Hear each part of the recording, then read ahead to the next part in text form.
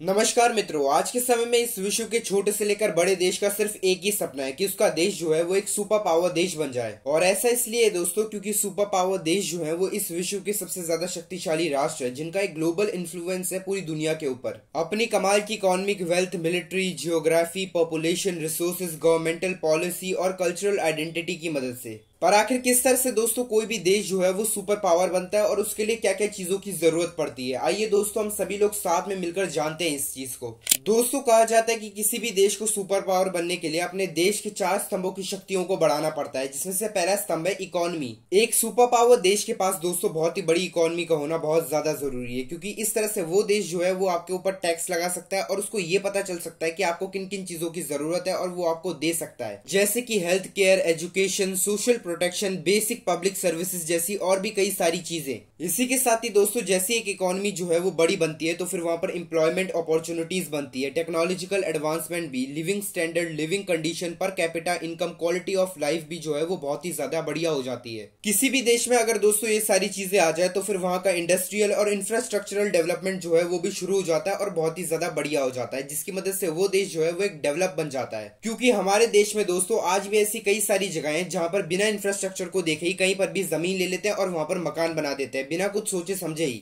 दोस्तों अब हम बात करते हैं एक सुपर पावर देश के दूसरे स्तंभ की, जिसका नाम है मिलिट्री। सिर्फ सुपर पावर्स के पास ही नहीं दोस्तों, किसी भी देश के पास एक बहुत ही बड़ी और शक्तिशाली मिलिट्री होनी चाहिए, नहीं तो उस देश के ऊपर बहुत ही बड़ा खतरा जो है वो मंडराता रहता है। क्योंकि दोस्तों किसी भी देश के लोग जो है वो रात को चैन की नींद सिर्फ एक वजह से ही सो पाते हैं, वो है अपने देश के सैनिकों की वजह से, जो कि दिन रात हमारी रक्षा करते रहते हैं। और किसी भी सुपर पावर देश की सेना दोस्तों सिर्फ बाहरी तौर से नहीं बल्कि आंतरिक तौर से भी अपने देश की रक्षा करती है अलग अलग चीजों से। इसीलिए दोस्तों एक सुपर पावर देश की मिलिट्री जो है वो अपने देश को बहुत ही ज्यादा शांतिपूर्वक बनाने के लिए, यहाँ तक कि अपने पड़ोसी देशों के साथ भी एक शांतिपूर्वक माहौल बनाने के लिए बहुत ही ज्यादा सहायता करती है। जिसकी वजह से एक सुपर पावर देश की शक्ति का पता चलता है कि क्यों उस देश के साथ सभी के सभी देश जो है वो दोस्ती बनाकर रखना चाहते हैं और वो देश सुपर पावर जो है वो किसी देश के ऊपर कितना ज्यादा हावी हो सकता है। पर अब हम बात करते हैं एक सुपर पावर देश के तीसरे स्तंभ की, जिसका नाम है पॉलिटिकल पावर। दोस्तों किसी भी देश को सुपर पावर बनाने के लिए एक बहुत ही ज्यादा शक्तिशाली सरकार का होना बहुत ही ज्यादा जरूरी है, क्योंकि हम सभी लोग बहुत ही अच्छी तरह से जानते हैं कि किसी भी देश में डेवलपमेंट होने का कारण जो है वो सरकार ही होती है।